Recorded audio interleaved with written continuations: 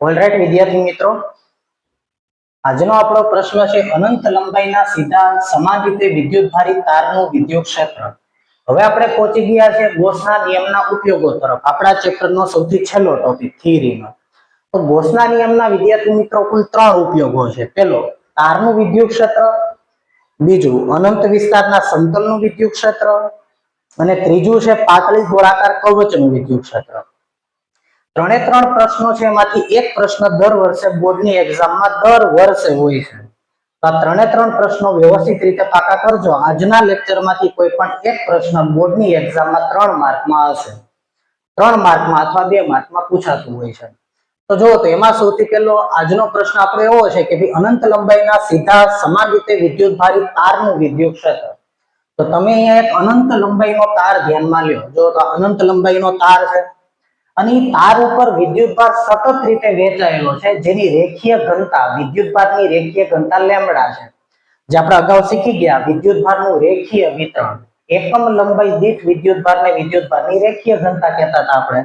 અને એનું સૂત્ર શું હતું? લેમ્બડા બરાબર કુલ વિદ્યુતભાર છેદમાં કુલ લંબાઈ અથવા તો dq/dn. બરાબર. જો તો અહીંયા હું લખું છું કે લેમ્બડા બરાબર કુલ વિદ્યુતભાર કુલ લંબાઈ dq/dn. આવી રીતે આપણે વિદ્યુતભારની રેખીય ઘનતા વ્યાખ્યાયિત કરી હતી. તો આ એક વિદ્યુતભારી તાર છે અને વિદ્યુતભારી તાર હશે તો એનું વિદ્યુત ક્ષેત્ર માની લો કે આપણે r અંતરે શોધવું છે. કેટલા અંતરે શોધવું છે? r અંતરે. તો માની લો કે r અંતર, તો માની લો કે આ અંતર r છે.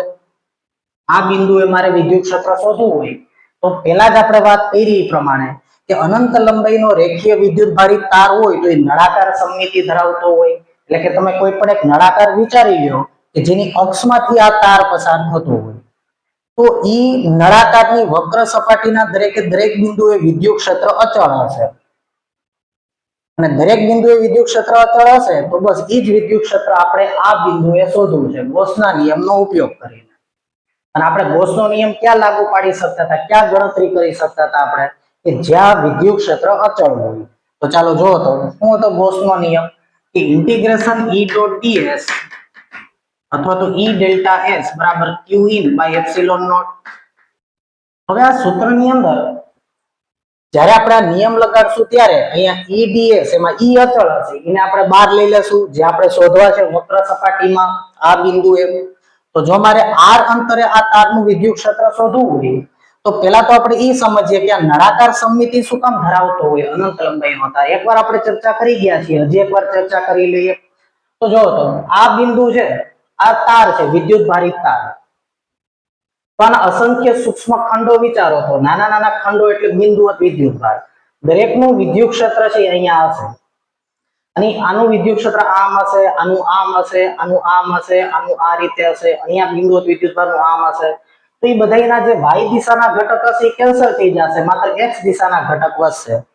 તો પરિણામી વિદ્યુત ક્ષેત્ર છે તમને x દિશામાં મળશે. એવું જ અહીં જો તો આ બિંદુ વિચારો તો ઉપરના બધા ખંડોનું વિદ્યુત ક્ષેત્ર તમે વિચારો તો માની લો કે આ બિંદુ, તો આ ખંડ વિચારો તો આનું વિદ્યુત ક્ષેત્ર આમ હશે, એની ઉપરનો ખંડ એનું વિદ્યુત ક્ષેત્ર આમ હશે, નીચેના તારના ખંડોનું વિદ્યુત ક્ષેત્ર આમ હશે.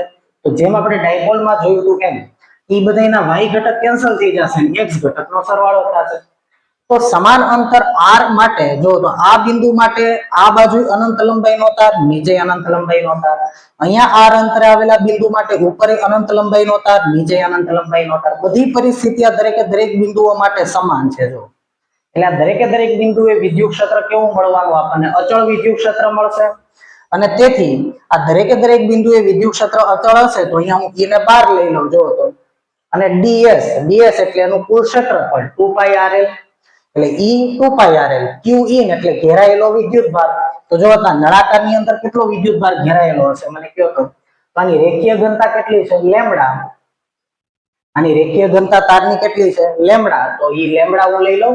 ઘેરાયેલો વિદ્યુતભાર આ નળાકાર વડે અનંત લંબાઈનો તાર છે, અનંત લંબાઈનો તાર. પણ મારે r અંતરે વિદ્યુત ક્ષેત્ર જોતું હોય તો મેં એક એવું ગોસિયન પૃષ્ઠ અહીંયા વિચારી લીધું છે વિદ્યાર્થી મિત્રો. કેમ કે ગોસના નિયમનો ઉપયોગ કરવા માટે આપણે ગોસિયન પૃષ્ઠ વિચારવું પડે. અને ગોસિયન પૃષ્ઠ તમારે એવું વિચારવું પડે કે જેની સપાટી ઉપર વિદ્યુત ક્ષેત્ર અચળ હોય. તો અહીંયા આપણે અનંત લંબાઈનો તાર નળાકાર સમમિતિ ધરાવે છે એટલે આપણે નળાકાર ગૌસિયન પૃષ્ઠ વિચાર્યું. કેટલા અંતરે વિદ્યુત ક્ષેત્ર શોધવું છે? તો કે આપણે r અંતરે વિદ્યુત ક્ષેત્ર શોધવું છે. તો આપણે r ત્રિજ્યાનું નળાકાર ગૌસિયન પૃષ્ઠ વિચાર્યું કે જેની અક્ષ આ તાર બની ગયો. તો એવું જો આપણે પૃષ્ઠ વિચારીએ તો આ ગૌસિયન પૃષ્ઠ વડે ઘેરાયેલો વિદ્યુતભાર કેટલો? જે આપણે ગૌસિયન પૃષ્ઠ ગમે એટલા આકારનું ગમે એટલી સાઈઝનું વિચારી શકીએ પણ નળાકાર વિચારવું પડે કેમ કે તો જ આપણે ગણતરી કરી શકીએ. તો એના વડે ઘેરાયેલો વિદ્યુતભાર કેટલો?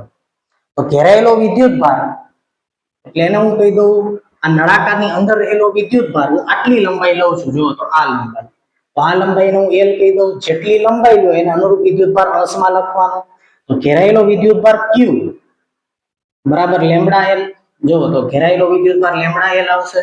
તો અહીંયા હું લેમ્બડા L મૂકી દઉં અપોન એપ્સિલોન નોટ ની ઈ ને હું કરતા બનાવી દઉં તો મને વિદ્યુત ક્ષેત્ર મળી જશે તારનું.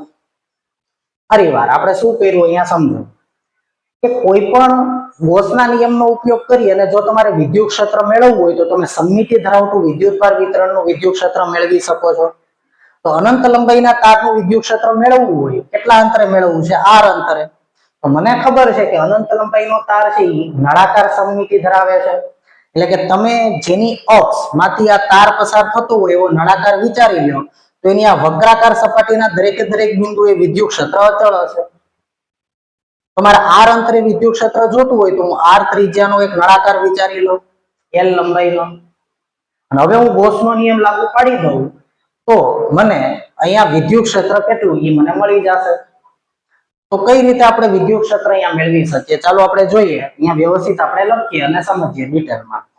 તો અહીંયા આકૃતિમાં અનંત લંબાઈનો સીધો સમાન રીતે વિદ્યુતભારિત તાર નળાકાર સમમિતિ ધરાવે છે.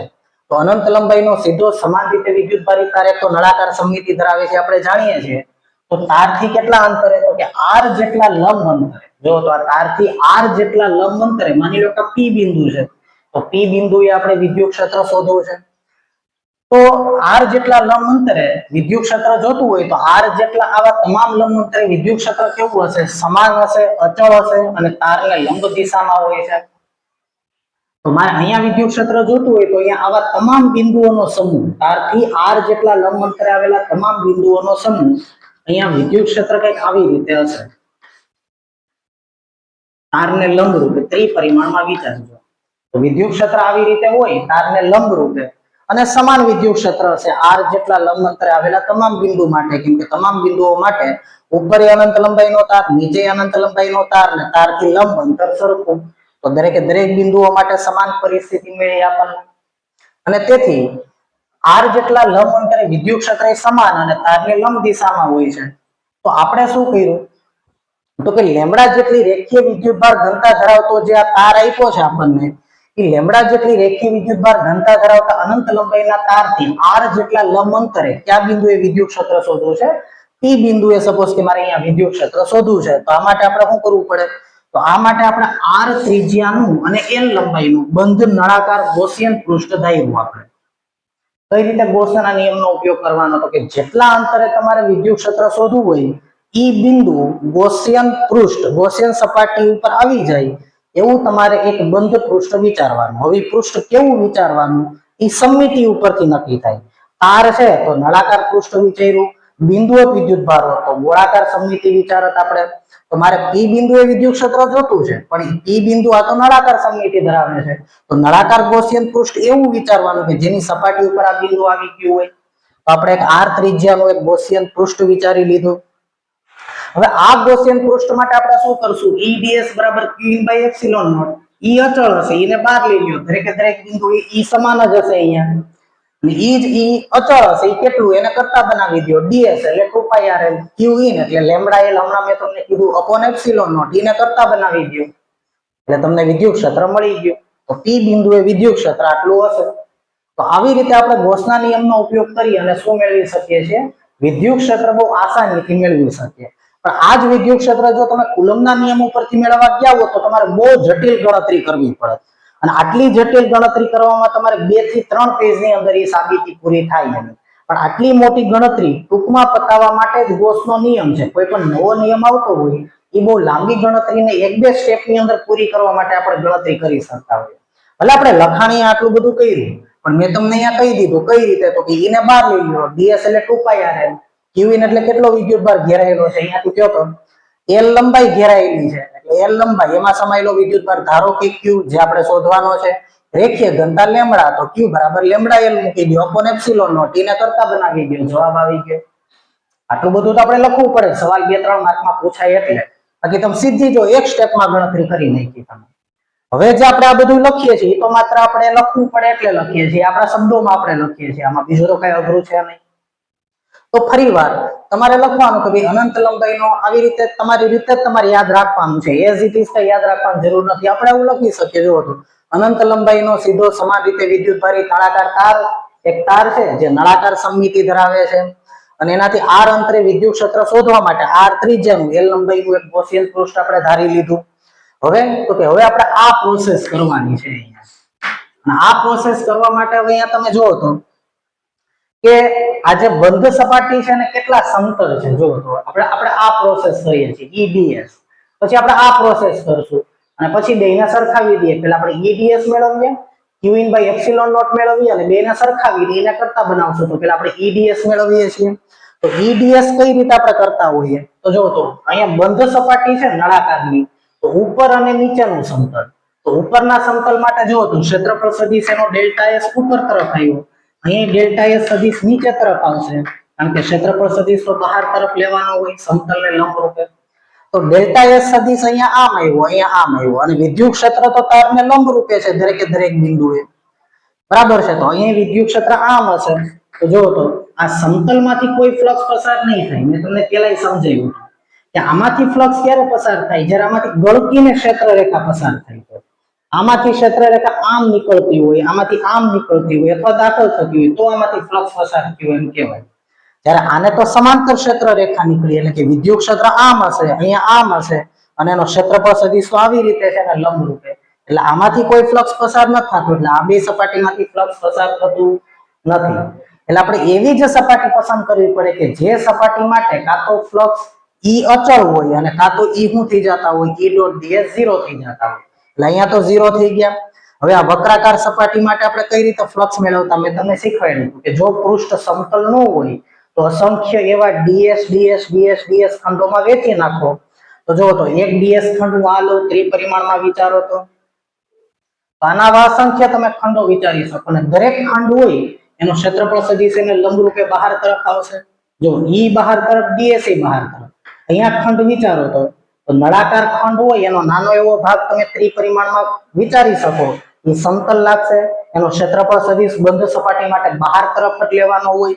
તો જો તો આનો ક્ષેત્રફળ સદિશ મેં બહાર તરફ લીધો, વિદ્યુત ક્ષેત્ર બહાર તરફ આવ્યું. તો જો તો વક્રાકાર સપાટી માટે E અને ds બે સેમ ડાયરેક્શનમાં જ છે. જો તો આવા તમામ ds નો જો તમે સરવાળો કરો તો દરેકે દરેક ખંડ માટે E અચળ છે અને ds છે, E અને ds વચ્ચેનો ખૂણો 0 છે.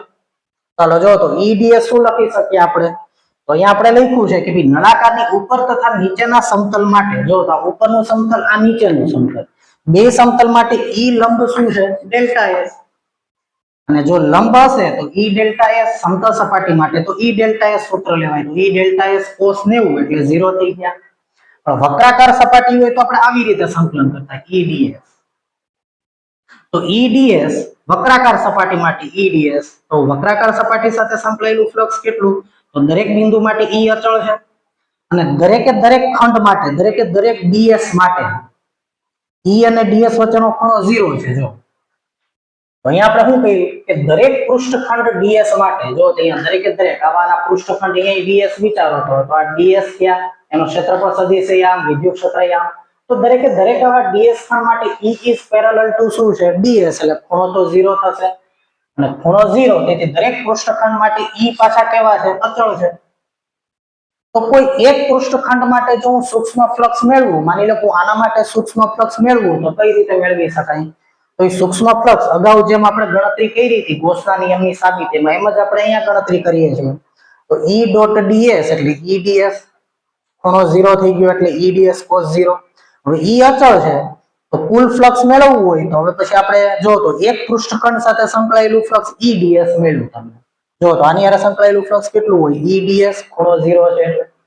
તો દરેકે દરેક પૃષ્ઠખંડ માટે ફ્લક્સ કેટલું EDS, અહીંયા કેટલું વિદ્યુત ક્ષેત્ર તો E અચળ જ છે, બધા માટે E જ લખવું પડશે સરખું છે એટલે અહીંયા EDS, અહીંયા EDS તો આપણે તમામ EDS પદોનો સરવાળો કરો અને E અચળ છે એટલે સરવાળામાં એને બહાર લઈ લ્યો. તો જો તો અહીંયા મેં સંકલન કર્યું 5, E ને બહાર લઈ લીધા, સંકલનમાં DS એટલે તમામ DS જેવા પદોનો સરવાળો. તો તમે આવા તમામ DS જેવા પદોનો સરવાળો કરો તો નળાકારની વક્ર સપાટીનું ક્ષેત્રફળ આવે. અને નળાકારની વક્ર સપાટીનું ક્ષેત્રફળ શું હોય? 2πrl, l લંબાઈ હોય તો જો તો DS ની બદલે મેં 2πrl લખી નાખ્યા. તો અહીંયા આપણું ડાબી બાજુનું કામ પૂરું થઈ ગયું. જો અહીંયા EDS કરી નાખ્યા. જો આ EDS નું સાદુરૂપ આપી દીધું, એને બહાર લઈ લીધા, સંકલનમાં DS. તો વક્રાકાર સપાટી માટે DS કેટલા આવ્યા? તો કે 2πrl અને સમતલ સપાટી માટે E ડોટ ડેલ્ટા S તો 0 થઈ ગયા. તો સમગ્ર બંધ સપાટી માટે આ સમગ્ર બંધ સપાટીમાંથી બહાર આવતું ફ્લક્સ કેટલું મળ્યું મને? E * 2πrl બરાબર. આ કુલ ફ્લક્સ થયું. જો કુલ ફ્લક્સ આ તો 0 છે અને આ એટલે આ બેનો સરવાળો એટલે કુલ ફ્લક્સ આટલું મળ્યું મને. સમતલ સપાટીમાંથી 0, વક્રાકાર સપાટીમાંથી કેટલું મળ્યું? E * 2πrl એટલે કુલ ફ્લક્સ E * 2πrl જ રહેશે, ઓલા બે માટે તો 0. તો સમગ્ર બંધ સપાટી સાથે સંકળાયેલું ફ્લક્સ મેં આ સૂત્ર પ્રમાણે ગણતરી કરી તો મને આવો આન્સર મળ્યો. તો ગોસે શું કીધું કે ભાઈ E ડોટ DS બરાબર કેટલા હોય? Qin/ε0. આ નિયમ છે. હવે આપણે જમણી બાજુનું સાદુરૂપ આપીએ, આને હું પરિણામ નંબર 1 કહી દઉં. હવે આપણે Qin મેળવીએ તો Qin કઈ રીતે મેળવશું? તો કે આના વડે ઘેરાયેલો વિદ્યુતભાર. તો બોલો નળાકાર વડે કેટલો વિદ્યુતભાર ઘેરાયેલો હોય? તો ગોસના નિયમ પરથી phi બરાબર Qin/ε0. હવે મને કહો તો અગાઉ સમજાયું એમ જ કે લેમ્ડા બરાબર શું થાય? તમે જેટલી લંબાઈ લ્યો એને અનુરૂપ વિદ્યુતભાર અંશમાં લખાય. માની લો કે L લંબાઈનો નળાકાર છે અને એમાં સમાયેલો વિદ્યુતભાર Q છે. Q કેટલા એ મને નથી ખબર. આ Qin ઘેરાયેલો વિદ્યુતભાર એને કરતા બનાવો તો લેમ્ડા L. મારે લેમ્ડાના પદમાં આન્સર લાવવો હોય તો Qin કેટલા એવા? Lambda L. લેમ્ડા બરાબર Q/L તો Q બરાબર લેમ્ડા L upon ε0. જો તો આ જમણી બાજુની સાદુરૂપ અપાઈ ગયું Qin/ε0.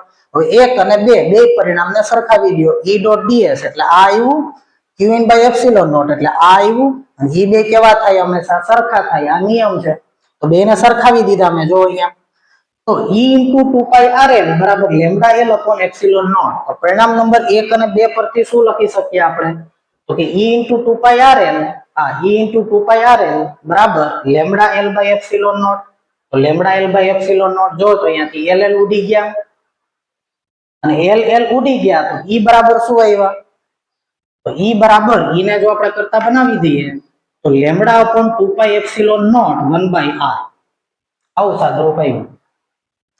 હવે એક કામ કરીએ, આ સૂત્રને થોડુંક વ્યવસ્થિત રીતે લખીએ તો આપણે આને 2 વડે ગુણાકાર કરીએ અને 2 વડે ભાગાકાર કરીએ.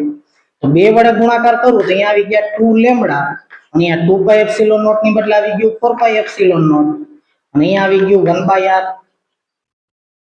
1/4πε0 ને શું લખી શકાય? k લખી શકાય. તો જો તો 2 લેમ્ડા અને 1/4πε0 એટલે મેં k લખી નાખ્યા તો 2k લેમ્ડા/r. અને જો સદિશ સ્વરૂપે લખવું હોય તો બાજુમાં હું n કેપ કરી નાખું. જે n કેપ એટલે તો જો તો વિદ્યુત ક્ષેત્ર કઈ દિશામાં છે? તારને લંબ રૂપે. તો n કેપ એ તારને લંબ દિશાનો એકમ સદિશ થયો. તો આવી રીતે જોયો તો આપણે વિદ્યુત ક્ષેત્રની ગણતરી ગોસના નિયમ ઉપરથી કરી શક્યા, પણ સમમિતિ ધરાવતું વિદ્યુતભાર વિતરણ હોય તો જ.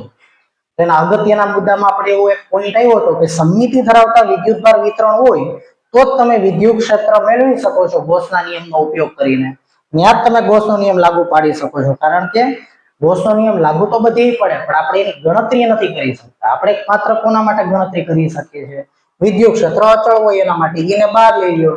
DS એટલે ટોટલ એરિયા, Qin શોધી લ્યો, ε0 શોધી લ્યો, DS ઇન્ટિગ્રેશન DS એટલે ટોટલ એરિયા અને E ને કરતા બનાવી દો એટલે તમને કોઈ પણ બિંદુએ વિદ્યુત ક્ષેત્ર તમે ગોસના નિયમ ઉપરથી મેળવી શકો. તો આ વિદ્યાર્થી મિત્રો થયું અનંત લંબાઈના તારનું વિદ્યુત ક્ષેત્ર 2k લેમ્ડા/r. હવે આ સૂત્ર પ્રમાણે તમે જોવો તો આમાં અચળ કેટલી વસ્તુ છે? આમાં 2 અચળ છે, k અચળ છે, લેમ્ડા અચળ છે. ખાલી r એટલે અંતર. તો જો તો તારથી લંબ અંતર બદલાતું જાય જેમ જેમ જો તો r વધે એમ વિદ્યુત ક્ષેત્ર ઘટે છે. તો તો અહીંયા હું એવું કહી શકું કે જેમ જેમ તમે તારથી દૂર જતા જશો તેમ તેમ વિદ્યુત ક્ષેત્ર શું થશે, ઘટતું જશે અંતરના વ્યસ્ત પ્રમાણમાં. તો તમને આવો એમસીક્યુ માં પૂછી શકે કે અનંત લંબાઈના તારનું વિદ્યુત ક્ષેત્ર કેવું હોય. અહીંયા આપણો પ્રશ્ન પૂરો થઈ ગયો. હજી આપણે આમાં થોડું ડિટેલમાં સમજીએ તો આપણે એમ પૂછે કે અનંત લંબાઈના તારનું વિદ્યુત ક્ષેત્ર ખાલી જગ્યા તો અંતરના વ્યસ્ત પ્રમાણમાં. બિંદુવત વિદ્યુતભારનું વિદ્યુત ક્ષેત્ર કેવું હતું કે Q/r², અંતરના વર્ગના વ્યસ્ત પ્રમાણમાં. પણ અનંત લંબાઈના તારનું વિદ્યુત ક્ષેત્ર તો કે અંતરના વ્યસ્ત પ્રમાણમાં. અને તેથી જો તમને એનો આલેખ પૂછે કે ભાઈ નીચેનામાંથી કયો આલેખ છે અનંત લંબાઈના તારના વિદ્યુત ક્ષેત્રનો છે, તો જો તો જેમ જેમ અંતર વધે વિદ્યુત ક્ષેત્ર ઘટતું જાય છે.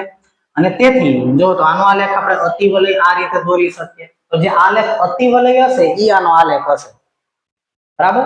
કેમ કે અહીંયા ઈ ચલે છે શું છે 1/r. અનંત લંબાઈના તારનું વિદ્યુત ક્ષેત્રનો આલેખ અતિવલય પ્રકારનો આલેખ મળશે.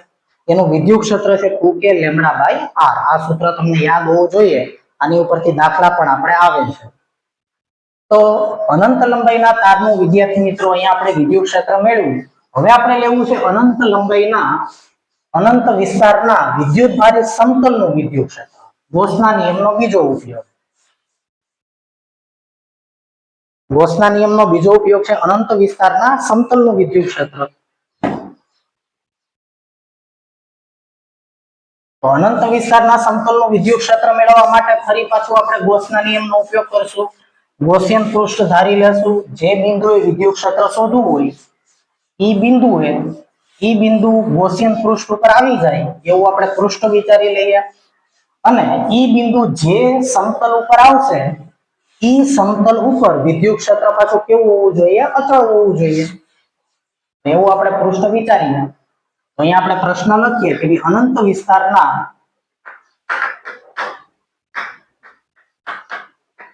વિદ્યુત ભારિત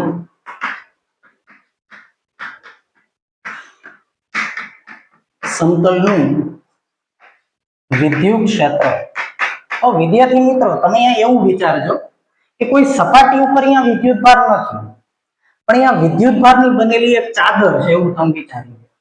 આપણે કેમ સાયકલમાં ઓલા નાના નાના છરા આવે, બેરિંગ જેને આપણે કહીએ, બરાબર, ઓલા નાના નાના છરા આવે. હવે માની લો કે દરેક છરા ઉપર હું Q વિદ્યુત ભાર ધન Q વિદ્યુત ભાર હું મૂકી દઉં દરેક છરા ઉપર, અને છરા છે એને હું આવી રીતે લાઈનમાં ગોઠવી દઉં કે જેનું શું બને એક આવી રીતનું એક શીટ બને, બરાબર. હું અહીંયા છરાને ગોઠવતો જાઉં, એક બાજુમાં હું છરાને ગોઠવતો જાઉં, એનું એક સિંગલ લેયર બનાવું, તો એ બધા છરાથી શું બને એક ચાદર બની, બરાબર, એક શીટ બની સમતલ. તો એક સમતલ શીટ અહીંયા મેં દોરી છે. અને આ Q વિદ્યુત ભાર છે, માની લો કે ધન વિદ્યુત ભાર છે. તો ધન વિદ્યુત ભાર કેવી રીતે તમારે વિચારવાનું કે આ બાજુથી જુઓ ડાબી બાજુથી તોય તમને આ વિદ્યુત ભાર Q દેખાય, જમણી બાજુથી જુઓ તોય તમને Q વિદ્યુત ભાર દેખાય. કેમ કે આ છરાથી બનેલી એક ચાદર હોય અને દરેક છરા ઉપર Q વિદ્યુત ભાર છે, એટલે આખી ચાદર ઉપર Q વિદ્યુત ભાર છે એમ કહી શકાય. આ બાજુથી જુઓ તોય એ જ પરિસ્થિતિ થઈ, આ બાજુથી જુઓ તો એ જ પરિસ્થિતિ થઈ. તો આવા અનંત વિસ્તારનું સમતલ છે. હવે અનંત વિસ્તારનું સમતલ હોય તો એના નજીકના વિસ્તારમાં વિદ્યુત ક્ષેત્ર કેવું હશે? તો અનંત વિસ્તારના સમતલનું નજીકના વિસ્તારમાં વિદ્યુત ક્ષેત્ર વિદ્યાર્થી મિત્રો તમને આ રીતે જોવા મળે.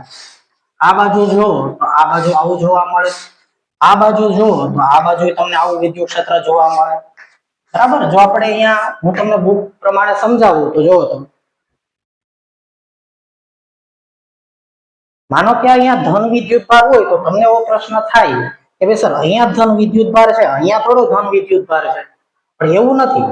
ઈ તમે એક એક છરો વિચારી લો, લાઈનમાં ગોઠવેલો, એક લાઈન નીચે બીજી લાઈન નીચે ત્રીજી લાઈન, તો એક આખી ચાદર બની. તો અહીંયાથી હું જોઉં તો જેટલા છરા હશે એટલા વિદ્યુત ભાર. આ બાજુથી જોઉં તો ઈ મને ઈ જ આકૃતિ દેખાશે. તો ઈ દરેક કોણ એટલે દરેકે દરેક ધન વિદ્યુત ભાર, બરાબર, એવી એક ચાદર છે. તો એનું વિદ્યુત ક્ષેત્ર નજીકના વિસ્તારમાં કઈ રીતે હશે? એકચ્યુઅલમાં એનું વિદ્યુત ક્ષેત્ર આ રીતે હોય જો આમ, બરાબર. માની લો કે આપણે અહીંયા ફોક્સ વિચારી લઈએ, કોઈ પણ ફોક્સ હોય, આપણે નવરાત્રીમાં ફોક્સ બનાવીએ તો એ જે ફોક્સનો પ્રકાશ કઈ રીતે બહાર આવતો હોય તમે વિચારો. તો માની લો કે આ ફોક્સ હોય આવી રીતે, તો એનો પ્રકાશ આવી રીતે બહાર આવતો હોય જો આમ ફેલાતો હોય આવી રીતે, બરાબર. તો પ્રકાશી વિદ્યુત અને ચુંબકીય ક્ષેત્ર છે, એટલે જે વિદ્યુત ક્ષેત્ર આનું હોય એવી જ રીતે પ્રકાશનું હોય. જેમ કે આપણે નળાકાર હોય તો કોઈ પણ માની લો કે ટ્યુબલાઇટ હોય તેનું વિદ્યુત ક્ષેત્ર કઈ રીતે આપણે લીધું હતું, તો ટ્યુબલાઇટ હોય તેમાંથી પ્રકાશ કઈ રીતે આવે, તો તેમાંથી પ્રકાશ આ રીતે બહાર આવતો હોય, બરાબર. પણ અનંત વિસ્તારની ટ્યુબલાઇટ ન હોય તો જો નજીકના વિસ્તારમાંની ક્ષેત્ર રેખા તમને કેવી મળી, સમાંતર મળી કે નહીં, પણ જેમ દૂર જાવ એમ ફેલાતી જાય. એવી રીતે આ ફોક્સનો પ્રકાશ છે જો આવી રીતે ફેલાય, તો માની લો કે આટલો મોટો ફોક્સ હોય તો એનો પ્રકાશ ફેલાતો તો હોય પણ બહુ આમ દૂર જઈને ફેલાતો હોય એવું આપણને લાગે. એટલે નજીકના વિસ્તારમાં વિદ્યુત ક્ષેત્ર રેખા એની કેવી લઈ શકાય, તો એકબીજાને સમાંતર. અને સમાંતર વિદ્યુત ક્ષેત્ર રેખા હોય તો વિદ્યુત ક્ષેત્ર નજીકના વિસ્તારમાં કેવું હશે, અચળ હશે. તો અનંત વિસ્તારના સમતલનું વિદ્યુત ક્ષેત્ર નજીકના વિસ્તારમાં અચળ હોય એટલે ક્ષેત્ર રેખા સમાંતર હોય, અને ક્ષેત્ર રેખા સમાંતર હોય તો નજીકના વિસ્તારમાં વિદ્યુત ક્ષેત્ર એનું અચળ લઈ શકાય. તો હવે આવા જે સમતલ છે એનું વિદ્યુત ક્ષેત્ર જોવો તો અહીંયા આ બાજુ આવી રીતે સમતલને લંબ રૂપે, બરાબર, આમાંથી લાઈન લંબ રૂપે દોરી લ્યો, અસંખ્ય લાઈન, આ બધી વિદ્યુત ક્ષેત્ર રેખા, અને આ બાજુ વિચારો તો આ બાજુ અસંખ્ય લાઈન આમ દોરી લ્યો, કેમ કે અહીંયા ઈ જ પરિસ્થિતિ છે, આ બધું ધન વિદ્યુત ભાર છે તો એમાંથી ક્ષેત્ર રેખા બહાર આવે છે આવી રીતે, બરાબર, અસંખ્ય ક્ષેત્ર રેખાને લંબ રૂપે બહાર આવે છે. તો એવી રીતની આખી પરિસ્થિતિ થઈ ગઈ છે અહીંયા. હવે આવા અનંત રીતે વિદ્યુત ભારિત જે સમતલ છે એનું વિદ્યુત ક્ષેત્ર જો આપણે શોધવું હોય નજીકના વિસ્તારમાં, તો અહીંયા આપણે એક લંબઘન આકૃતિ દોરીએ, નળાકાર આકૃતિ પણ દોરી શકાય, પણ અહીંયા હું એક લંબઘન દોરી નાખું આવી રીતે, જો તો આમાં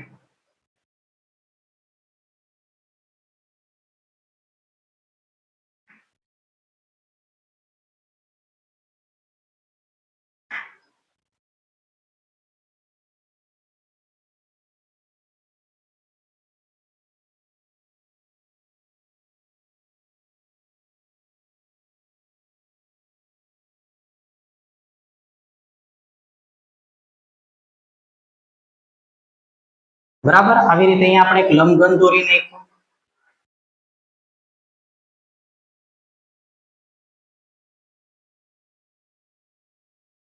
જે આમાંથી આરપાર પસાર થાય એવો એક આપણે કાલ્પનિક લંબઘન દોરી નાખ્યો.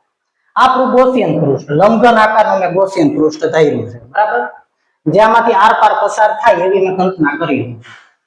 હવે એમાં મારે બિંદુ નંબર 1 અને 2 જેવા બિંદુઓ પાસે છે અહીંયા વિદ્યુત ક્ષેત્ર શોધવું છે. તો બિંદુ નંબર 1 જેટલું દૂર છે એટલું જ બિંદુ નંબર 2 દૂર છે, તો આ બાજુનું જેટલું અંતર એટલું જ અંતર આ બાજુ. તમારે બિંદુ નંબર 1 અને બિંદુ નંબર 2 આ બંને બિંદુઓ પાસે વિદ્યુત ક્ષેત્ર મેળવવું છે.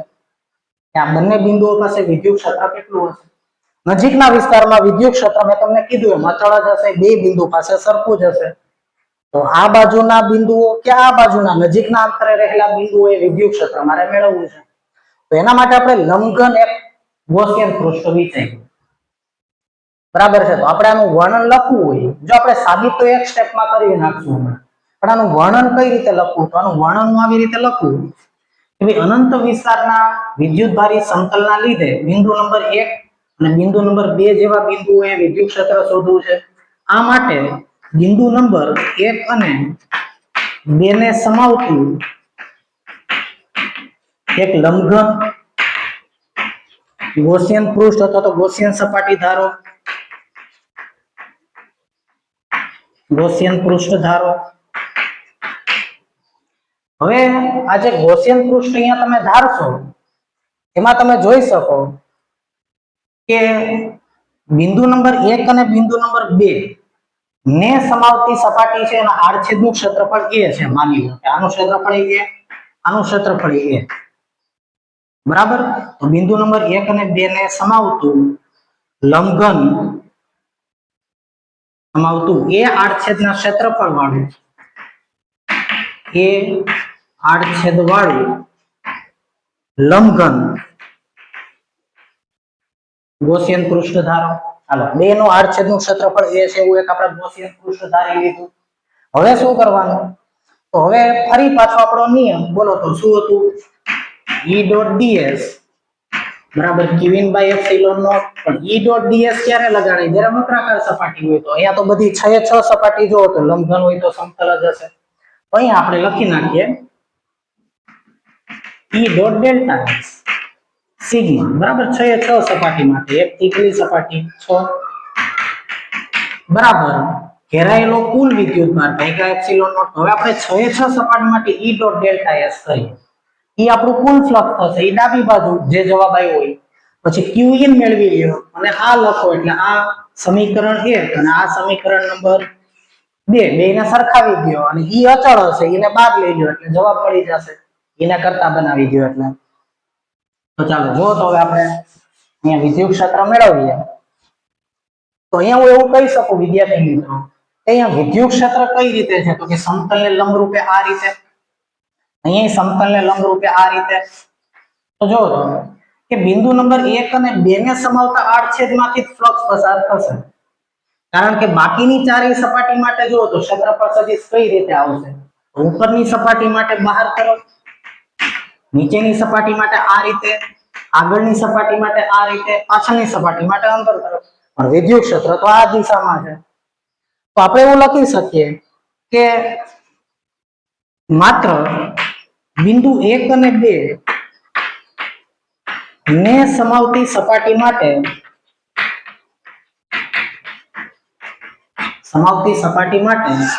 વિદ્યુત ક્ષેત્ર E is parallel to શું છે? ડેલ્ટા S અને તેથી થીટા બરાબર 0. બાકીની ચારેય સપાટી માટે સમતલ માટે એટલે બાકીના ચારેય સમતલ માટે E લંબ ડેલ્ટા S હોવાથી થીટા બરાબર 90 ડિગ્રી એટલે એની આરે તો કોઈ ફ્લક્સ લિંક જ નહીં થાય. તો 6 એ 6 સપાટી સાથે સંકળાયેલું ફ્લક્સ મારે જોતું હોય તો 1 2 આગળની અને પાછળની ચારેય માટે તો 0 થઈ ગયું. માત્ર આ બે સપાટી સાથે ફ્લક્સ શોધવાનું રહ્યું. બાકીની ચારેય સપાટી માટે 0. તો સમગ્ર લંબઘનમાંથી બહાર આવતું ફ્લક્સ એટલે આ સપાટી અને આ સપાટીમાંથી બહાર આવતું ફ્લક્સ. અને તેથી બિંદુ નંબર 1 ને સમાવતી સપાટી માટે ફ્લક્સ I1 હાલો અહીંયા ફ્લક્સ કેટલું તો નજીકના વિસ્તારમાં મેં હમણાં કીધું એમ વિદ્યુત ક્ષેત્ર અચળ હશે તો અહીંયા વિદ્યુત ક્ષેત્ર અહીંયા વિદ્યુત ક્ષેત્ર E અચળ છે. અને અહીંયા તો આપણે સમતલીય સપાટી હોય એટલે E ડોટ ડેલ્ટા S જ લખતા હોઈએ. તો આ E ડોટ ડેલ્ટા S બરાબર અને E ને ડેલ્ટા S બે પેરેલલ છે 1 અને 2 માટે. તો આ E લખીને ખામે અને એનો એરિયા કેટલો છે ડેલ્ટા S તો એનો એરિયા આપણે A લીધો છે અહીંયા હું E A લખી નાખું અને cos 0 લખવાની જરૂર નથી cos 0 તો 1. એ જ રીતે બિંદુ નંબર 2 ને સમાવતી સપાટી માટે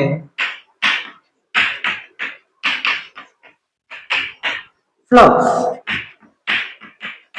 ϕ2 E ડાયરેક્ટ બોલી જાવ એ પણ આની જેમ જ EA બરાબર. જો તો વિદ્યુત ક્ષેત્ર સદિશ આમ અને પૃષ્ઠ સદિશ આમ જ આવશે. તો સમગ્ર લંબઘનમાંથી પસાર થતું કુલ ફ્લક્સ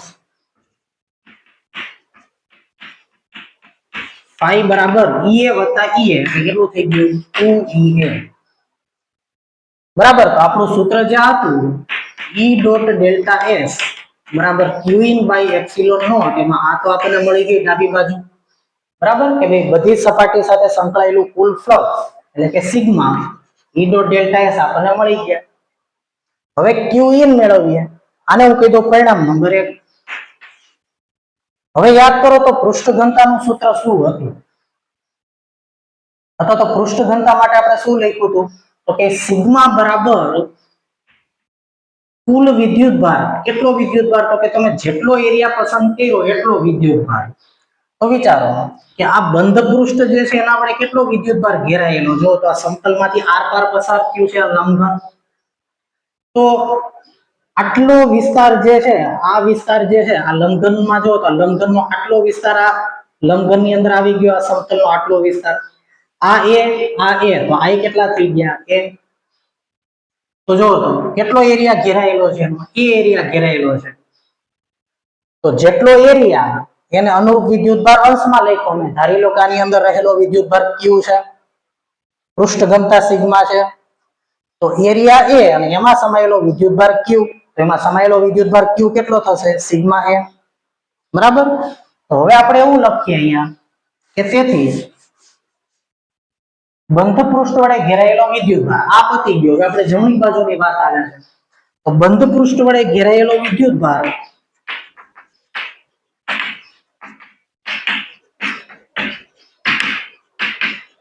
Q in એના બરાબર શું આવી ગયું? સિગ્મા એ. અને તેથી ગૌસના નિયમ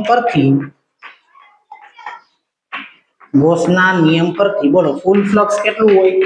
Q in by epsilon naught. તો સિગ્મા એ Q in એટલે સિગ્મા એ એના છેદમાં શું આવી ગયું? Epsilon naught. આ પરિણામ નંબર 2. તો જો તો આ રીતે આપણે ફ્લક્સ મેળવ્યું તો ફ્લક્સ આટલું મેળવ્યું, આ રીતે ફ્લક્સ મેળવ્યું તો આ ફ્લક્સ આટલું મેળવ્યું. અને આપણો નિયમ એવું કહે છે કે આમ ફ્લક્સ મેળવો કે આ રીતે ફ્લક્સ મેળવો, બેયની કિંમત સરખી જ આવશે. તો આ બેયની કિંમત સરખી જ હશે. Sigma A by epsilon naught કરો કે 2EA કરો, બે રીતે જવાબ તો સરખા જ આવશે. તો બેને સરખાવી દઈએ. તો જો હું બેને સરખાવી દઉં અહીંયા,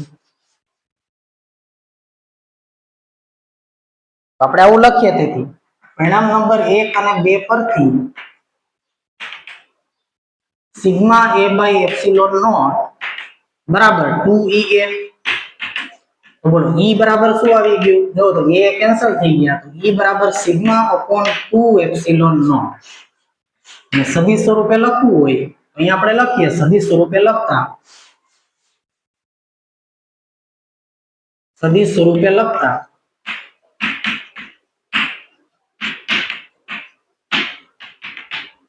E બરાબર sigma upon 2 epsilon naught n cap. જ્યાં n કેપ એટલે શું થશે? સમતલને લંબ દિશાનો એકમ સદિશ, કાં તો આમ અથવા તો આમ. જે બિંદુએ મેળવવું હોય, આ બિંદુએ મેળવવું હોય તો સમતલને લંબ દિશાનો એકમ સદિશ આમ વિચારવાનો. આ બિંદુએ મેળવતા હોય તો સમતલને લંબ દિશાનો એકમ સદિશ આ રીતે વિચારી લેવાનો. તો n કેપ સમતલને લંબ દિશાનો એકમ સદિશ. તો વિદ્યાર્થી મિત્રો અહીંયા આપણે સૂત્ર સાબિત કર્યું. હવે તમે એક વસ્તુ વિચારો, આનો જો મારે ગ્રાફ દોરવો હોય તો હું શું કરી શકું? તો અહીંયા ખાસ યાદ રાખજો કે અનંત લંબાઈના તારનું વિદ્યુત ક્ષેત્ર અંતરના વ્યસ્ત પ્રમાણમાં હતું, પણ અહીંયા તો જો અંતર કે આવતું જ નથી. કે અનંત વિસ્તારના સમતલનું વિદ્યુત ક્ષેત્ર અંતર સાથે નથી બદલાતું. બરાબર? કેમ કે સમતલને આપણે અનંત વિસ્તારનું કીધું. અનંત વિસ્તારનું સમતલ કેવા બિંદુઓ માટે કહેવાય? કે નજીકના બિંદુઓ માટે આ સમતલ અનંત વિસ્તારનું કહેવાય. તો નજીકના બિંદુઓ માટે જો તમે વિદ્યુત ક્ષેત્ર મેળવતા હોય કે જે બિંદુઓ માટે આ સમતલ કેવું કહેવાય? અનંત અંતરનું. બરાબર? બિંદુઓ કેટલા દૂર હોવા જોઈએ? તો કે બિંદુઓ એટલા જ દૂર હોવા જોઈએ કે ઈ અંતરની સરખામણીમાં આનો એરિયા બહુ મોટો હોય. તો આ અનંત વિસ્તારનું સમતલ કહેવાય.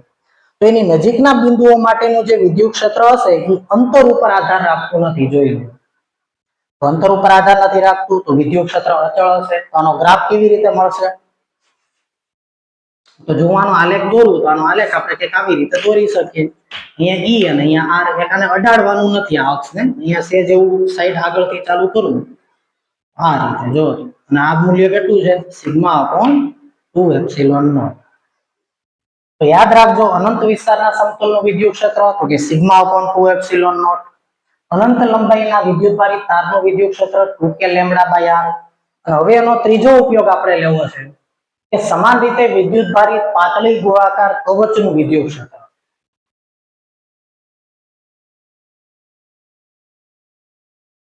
જેવી રીતે મેં અહીંયા લખ્યું એવી રીતે તમે આ પ્રશ્ન લખી નાખજો. બહુ જાજુ લખવાનું નથી આમાં. જે રીતે મેં સ્ટેપ મૂક્યા એવી જ રીતે તમે આમાં લખી શકો છો. ચાલો હવે ત્રીજો પ્રશ્ન આપણે એવો લખીએ કે અનંત વિસ્તાર. અહીંયા આપણે એવું લખીએ કે ભાઈ વિદ્યુત ભારિત પાતળી ગોળાકાર કવચનું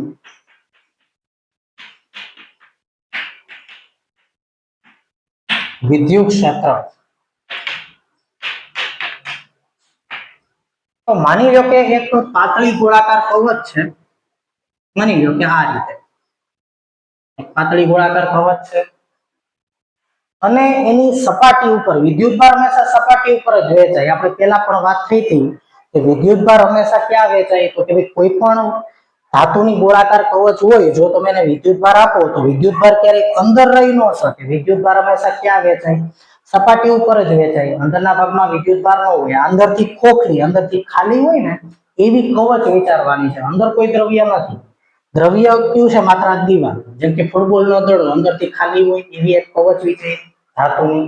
હવે જો આને વિદ્યુતભાર આપું તો વિદ્યુતભાર એની સમગ્ર સપાટી ઉપર વેચાઈ જશે અને સપાટી ઉપર વિદ્યુતભાર વેચાય દ્વિપરિમાણમાં. આ રીતે સપાટી ઉપર વેચાય એટલે દ્વિપરિમાણમાં. તો આને વિદ્યુતભારની પૃષ્ઠ ઘનતા કહેવાય. તો માની લો કે સિગ્મા જેટલી પૃષ્ઠ વિદ્યુતભાર ઘનતા ધરાવતી સિગ્મા જેટલી વિદ્યુતભારની પૃષ્ઠ ઘનતા ધરાવતી r ત્રિજ્યાની ગોળાકાર કવચ નું વિદ્યુત ક્ષેત્ર મેળવવું છે. હવે આનું વિદ્યુત ક્ષેત્ર આપણે બે બિંદુએ મેળવશું. કાં તો એના બહારના ભાગમાં, માની લો કે આની ત્રિજ્યા r હોય તો બહારના ભાગમાં કોઈ પણ બિંદુએ વિદ્યુત ક્ષેત્ર મારે મેળવવું હોય તો એ બહારનું બિંદુ થયું, એટલે કે ઈ અંતર ત્રિજ્યા કરતા વધારે લેશું આપણે. અને એક બીજો કેસ લેશું આપણે એના અંદરના ભાગમાં વિદ્યુત ક્ષેત્ર. તો બહારના ભાગમાં વિદ્યુત ક્ષેત્ર કેટલું અને અંદરના ભાગમાં વિદ્યુત ક્ષેત્ર કેટલું, અહીંયા આપણે બે કેસ સાબિત કરવાના આવશે. તેમાં પહેલો કેસ લઈએ, વિદ્યુત ક્ષેત્ર મેળવવું હોય તો કેસ નંબર 1, કવચના અંદરના ભાગમાં વિદ્યુત ક્ષેત્ર. કવચના અંદરના ભાગમાં વિદ્યુત ક્ષેત્ર, અંદરના ભાગમાં એટલે કે કવચના બહારના ભાગમાં લઈએ. કવચના બહારના ભાગમાં વિદ્યુત ક્ષેત્ર, બહારના ભાગમાં એટલે કેટલા અંતરે? r is greater than r અંતરે. બહારનું બિંદુ એટલે r is greater than r બહારના ભાગમાં, બરાબર. તો બહારના ભાગમાં કોઈ પણ બિંદુએ આપણે વિદ્યુત ક્ષેત્ર મેળવવું હોય તો આપણે કઈ રીતે મેળવી શકીએ? તો ચાલો ગૌસિયન પૃષ્ઠ વિચારીએ. તો અહીંયા જો તો ગોળાકાર કવચ હોય તો આનું વિદ્યુત ક્ષેત્ર ત્રિજ્યાવર્તી હશે. જેવી રીતે બિંદુવત વિદ્યુતભારનું વિદ્યુત ક્ષેત્ર ત્રિજ્યાવર્તી હોય તો અહીંયા આ કવચ છે તો આનું વિદ્યુત ક્ષેત્ર ત્રિજ્યાવર્તી આવી રીતે હશે. કેમ કે બિંદુવત વિદ્યુતભાર એ ગોળાકાર કહેવાય, એનું વિદ્યુત ક્ષેત્ર ત્રિજ્યાવર્તી હતું. તો પાતળી ગોળાકાર કવચ હોય એનું વિદ્યુત ક્ષેત્ર પણ ત્રિજ્યાવર્તી. અને બિંદુવત વિદ્યુતભાર છે એ ત્રિજ્યાવર્તી હોય એટલે ગોળાકાર સમમિતિ ધરાવે. તો આનું પણ વિદ્યુત ક્ષેત્ર ત્રિજ્યાવર્તી છે તો આ પણ ગોળાકાર સમમિતિ ધરાવતો હોવો જોઈએ. તો મારે જે એના બહારના ભાગમાં વિદ્યુત ક્ષેત્ર r અંતરે શોધવું છે તો ઈ બિંદુ p માની લો કે p આપણે એવું ગૌસિયન પૃષ્ઠ વિચારીએ કે જેની ઉપર p બિંદુ આવી જાય અને એની ત્રિજ્યા કેટલી હોય પછી r, કારણ કે આપણે r અંતરે વિદ્યુત ક્ષેત્ર શોધવું છે. તો જો તો મારે r અંતરે વિદ્યુત ક્ષેત્ર જોતું હોય કેન્દ્રથી કેટલા અંતરે? r અંતરે. તો જો તો કેન્દ્રથી અંતરને હું r કહી દઉં અને ન્યા હું p બિંદુ ધારી લઉં. તો જે બિંદુએ તમારે વિદ્યુત ક્ષેત્ર જોતું હોય એ બિંદુ ગૌસિયન પૃષ્ઠ ઉપર આવી જવું જોઈએ અને ગૌસિયન પૃષ્ઠ ઉપર વિદ્યુત ક્ષેત્ર અચળ હોવું જોઈએ. એ બિંદુ ગૌસિયન પૃષ્ઠ ઉપર આવી જવું જોઈએ અને એની ગણતરી તમે કરી શકતા હોવા જોઈએ. તો અહીંયા મેં ગોળાકાર સમમિતિ ધરાવે છે તો મેં ગોળાકાર ગૌસિયન પૃષ્ઠ વિચારી લીધું. તો અહીંયા આપણે લખી શકીએ, જો તો શું લખી શકીએ કે r is greater than r ત્રિજ્યાનું એક ગોળાકાર ગૌસિયન પૃષ્ઠ વિચારો.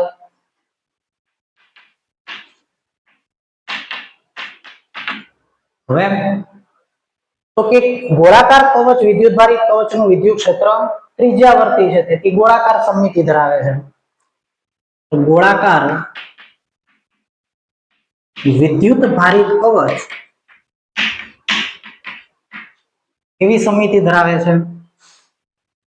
ગોળાકાર વિદ્યુતભારિત કવચનું વિદ્યુત ક્ષેત્ર બિંદુવત વિદ્યુતભારની જેમ કેવું છે? ત્રિજ્યાવર્તી હોવાથી તે બિંદુવત વિદ્યુતભારની જેમ શું થશે? ગોળાકાર સમમિતિ ધરાવે છે.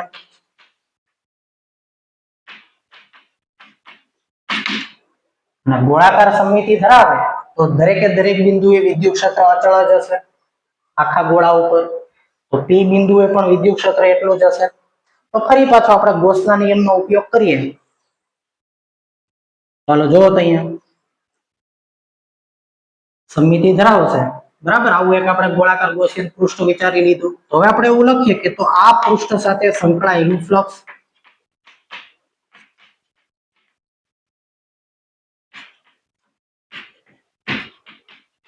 આ પૃષ્ઠ સાથે સંકળાયેલું ફ્લક્સ બોલો શું સૂત્ર હતું એનું phi બરાબર ઇન્ટિગ્રેશન E ડોટ ds સમગ્ર બંધ પૃષ્ઠ માટે સમતલ નથી આ બરાબર વક્રાકાર સપાટી છે આપણે આ રીતે ગયા નહીતર E ડોટ ડેલ્ટા s કરી નાખત હાલો દરેકે દરેક સપાટી માટે E કેવા હશે અચળ કે ગોળાકાર સમમિતિ છે બરાબર તો સમગ્ર બંધ પૃષ્ઠ માટે આપણે શું કરીએ છીએ આ બંધ પૃષ્ઠ સાથે સંકળાયેલું ફ્લક્સ મેળવવું હોય તો દરેકે દરેક બિંદુએ E અચળ છે અને E ડોટ ડેલ્ટા s કરો તો અગાઉની જેમ જ બોલો આને નાના નાના ખંડોમાં વહેંચી નાખવું પડશે આવી રીતે અને નાના નાના ખંડોમાં વહેંચી નાખો તો આના ક્ષેત્રફળ સદિશ કઈ રીતે આવશે બહાર તરફ અને વિદ્યુત ક્ષેત્ર આ જ દિશામાં આવું દરેકે દરેક ખંડ માટે થશે વિદ્યુત ક્ષેત્ર અચળ અને E અને ds વચ્ચેનો ખૂણો શું થશે 0 તો ચાલો જો શું કરીશું અહીંયા આપણે હવે અહીંયા ફ્લક્સ હવે આપણે એવું લખીએ કે ગૌસિયન પૃષ્ઠના દરેક પૃષ્ઠખંડ માટે ગૌસિયન પૃષ્ઠના દરેક પૃષ્ઠખંડ માટે વિદ્યુત ક્ષેત્ર છે E એના પૃષ્ઠખંડને કેવું હશે સમાંતર હશે તેથી થીટા બરાબર શું થશે 0 થશે તો ચાલો શું આવશે એને બહાર લઈ લ્યો તો કુલ ફ્લક્સ phi બરાબર એને બહાર લઈ લો ઇન્ટિગ્રેશન ds બોલો હવે તમામ ds નો સરવાળો કેટલી ત્રિજ્યાના ગૌસિયન પૃષ્ઠ માટે બરાબર આ આપણું ગૌસિયન પૃષ્ઠ છે આ કવચ છે જેની ઉપર વિદ્યુત ભાર છે આપણે ધારેલું ગૌસિયન પૃષ્ઠ આ છે તો ds એટલે શું તો કે ds એટલે જે ગૌસિયન પૃષ્ઠ આપણે નાની નાની સપાટી ધારી ds અગાઉ સમજાવ્યું એમ જ બરાબર તો દરેકે દરેક સપાટીનો જો તમે સરવાળો કરો તો આનો ટોટલ એરિયા આવશે આની ત્રિજ્યા r છે તો આનો ટોટલ એરિયા આવશે 4 pi r² તો અહીંયા આન્સર આવી ગયો E into 4 pi r² આને હું કીધું પરિણામ નંબર 1 બરાબર વિદ્યાર્થી મિત્રો E into 4 pi r² આવી રીતે આન્સર આવ્યો ચાલો એક કામ પતી ગયું હવે બીજું શું હતું E dot ds બરાબર શું હોય qin by epsilon naught હવે qin by epsilon naught એટલે qin મેળવીએ આને આપણે પરિણામ નંબર 1 કહી દીધું અગાઉની જેમ જ બરાબર ત્રણેયમાં કોન્સેપ્ટ સરખો જ આવશે ચાલો જો તો અહીંયા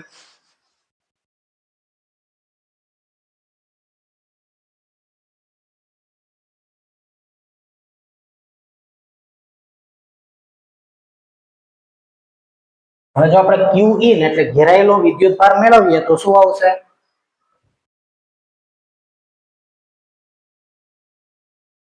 તો ગૌસના નિયમ પરથી phi બરાબર qin by epsilon પરથી ચાલો qin શું આવશે લખાવો મને તો પૃષ્ઠ ઘનતા અહીંયા કઈ ઘનતા વ્યાખ્યાયિત થઈ પૃષ્ઠ ઘનતા જો તા કવચની પૃષ્ઠ ઘનતા કોને કહેવાય પેલી વસ્તુ થી કે ગૌસિયન પૃષ્ઠ વડે બધોય વિદ્યુત ભાર ઘેરાયેલો છે કેમ કે આખી કવચ એની અંદર જ છે એટલે બધો વિદ્યુત ભાર ઘેરાયેલો છે તો એ વિદ્યુત ભાર કેટલો ઘેરાયેલો છે એને મારે સિગ્માના પદમાં લખવું છે ચાલો સિગ્મા બરાબર હાલો કેટલા એરિયા ઉપર વિદ્યુત ભાર છે મને કહો તો આટલા એરિયા ઉપર વિદ્યુત ભાર છે તો આ એરિયા કેટલો થયો 4 pi r² અહીંયા હું લખી નાખું વિદ્યુત ભાર જે કંઈ પણ વિદ્યુત ભાર છે દાખલા તરીકે q તો બોલો q બરાબર શું આવી ગયું સિગ્મા into 4 pi r² તો સિગ્મા into 4 pi r² બરાબર તો phi બરાબર qin by epsilon naught પરથી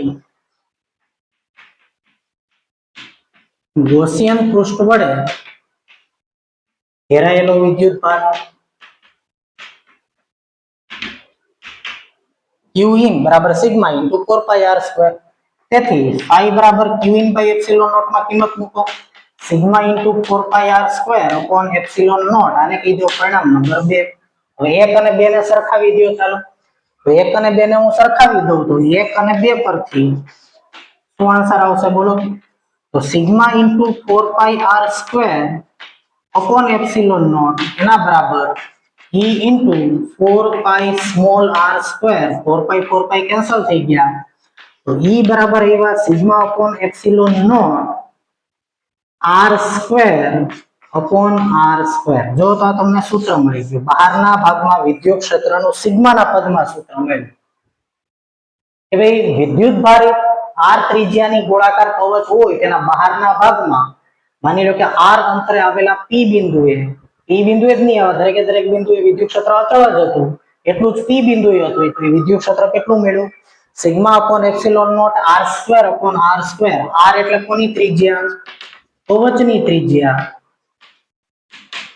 અને સ્મોલ r એટલે p બિંદુનું અંતર જ્યાં તમારે વિદ્યુત ક્ષેત્ર શોધવું છે તે તો વિચારો તમારે કવચની સપાટી ઉપર જ વિદ્યુત ક્ષેત્ર શોધવું હોય તો તમે શું કરો માની લો કે મારે કવચની સપાટી ઉપર જ વિદ્યુત ક્ષેત્ર મેળવવું છે તો તમે કઈ રીતે સાદરૂપ આપો તો જો તો સપાટી ઉપર જ p બિંદુએ વિદ્યુત ક્ષેત્ર મેળવવું હોય તો બોલો આપણે જે અંતર સ્મોલ r લીધું બરાબર પેલા અંતર જો તો કેન્દ્રથી r અંતરે મેળવવું હતું તો p બિંદુ અહીંયા લીધું સપાટી ઉપર લઉં તો r બરાબર r થઈ જશે બરાબર પેલા શું હતું r is greater than r સપાટી માટે r બરાબર r થઈ ગયું અહીંયા હું લખું છું કે જો સપાટી ઉપર વિદ્યુત ક્ષેત્ર મેળવવું હોય તો કેટલું મળશે તો અહીંયા આપણે લખીએ કેસ નંબર એમાં બીજો કે સપાટી પર વિદ્યુત ક્ષેત્ર સપાટી પર એટલે r બરાબર r સપાટી પર વિદ્યુત ક્ષેત્ર મૂકો તો આ સૂત્રમાં કિંમત r બરાબર r મૂકી દો તો શું આવ્યા તો E બરાબર સિગ્મા અપોન એપ્સિલોન નોટ જો તો r સ્ક્વેર તો ઉડી ગયા તો ખાસ યાદ રાખજો કે સુવાહકની સપાટી ઉપર સિગ્મા જેટલી પૃષ્ઠ ઘનતા ધરાવતી કવચ હોય તો એની સપાટી ઉપર વિદ્યુત ક્ષેત્ર કેટલું હોય સિગ્મા અપોન એપ્સિલોન નોટ અને બહારના ભાગમાં જો તમે વિદ્યુત ક્ષેત્ર મેળવતા હોય તો આન્સર કેટલો આવશે sigma upon epsilon naught r square upon r square અંશમાં કોની ત્રિજ્યા આવી અંશમાં કવચની ત્રિજ્યા આવશે અને આ સ્મોલ r એટલે કયું અંતર કે જેટલા અંતરે તમારે વિદ્યુત ક્ષેત્ર શોધવું છે તે એટલે sigma upon epsilon naught r square upon r square અને જો સપાટી ઉપર મેળવવું હોય તો આખું પદ જ કેન્સલ થઈ ગયું સિગ્મા અપોન એપ્સિલોન નોટ ચાલો હવે કામ કરો આનું આ સૂત્ર છે એમાં આપણે કંઈક નવા જૂનું કરીએ તો આમાં આપણે શું નવા જૂનું કરી શકીએ જો તો અહીંયા સૂત્ર સાબિત થઈ ગયું છે બરાબર પણ હજી આમાં આપણે થોડુંક વધારે લખીએ બરાબર તમે લખજો એમાં આપણે પરિણામ સાબિત કરવા માંગીએ તો અહીંયાથી જો તો સિગ્મા બરાબર આપણે સિગ્મા છે ને એની બદલે વિદ્યુત ભાર લખીએ ચાલો તો સિગ્મા બરાબર શું અહીંયા આપણે લખ્યું તો હમણાં તો કે સિગ્મા બરાબર q upon 4 pi r square આવું આપણે લખ્યું બરાબર કે કવચમાં રહેલો કુલ વિદ્યુત ભાર કવચ ઉપર રહેલો કુલ વિદ્યુત ભાર q છેદમાં એનો એરિયા એટલે સિગ્મા q એટલે કવચ ઉપરનો કુલ વિદ્યુત ભાર છેદમાં 4 pi r સ્ક્વેર એટલે કવચનો એરિયા ક્ષેત્રફળ એના બરાબર સિગ્મા તો સિગ્માની બદલે જો વિદ્યુત ભારના પદમાં આ સૂત્ર લખું તો શું આવશે તો સિગ્મા બરાબર q by 4 pi r square લેતા E બરાબર શું આવ્યું કયો તો અહીંયા મૂકો તો q upon 4 pi epsilon naught r square તો આ kq by r સ્ક્વેર આવી ગયા જો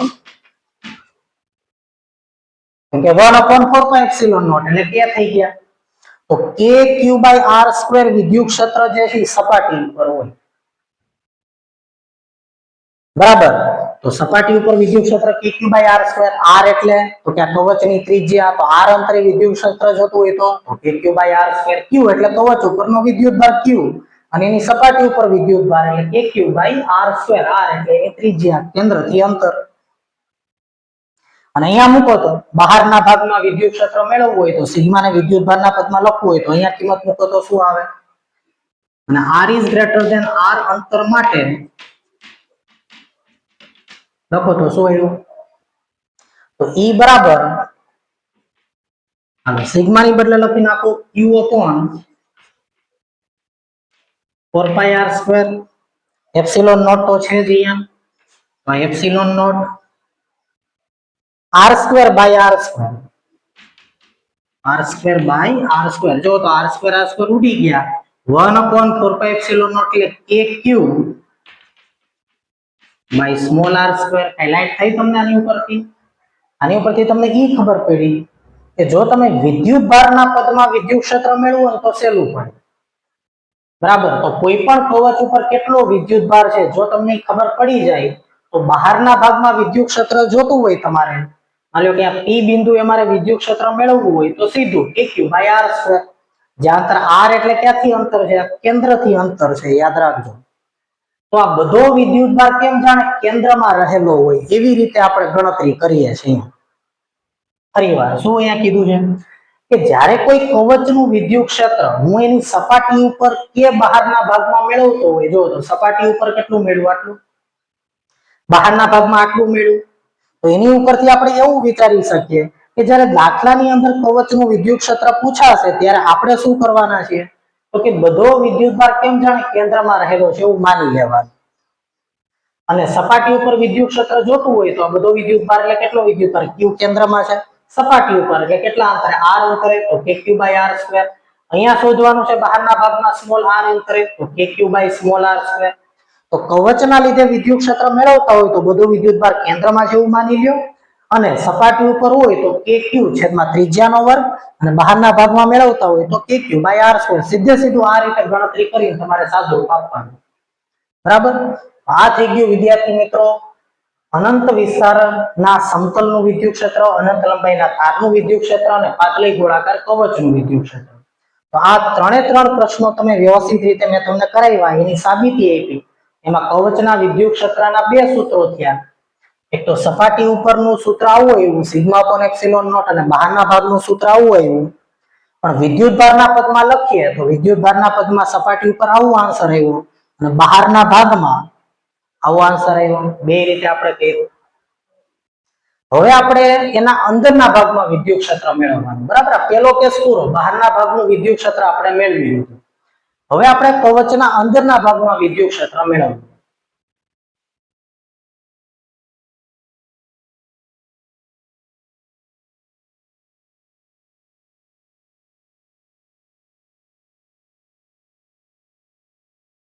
તો જો તો પાછી આપણે આકૃતિ દોરી નાખીએ. આ r ત્રિજ્યા,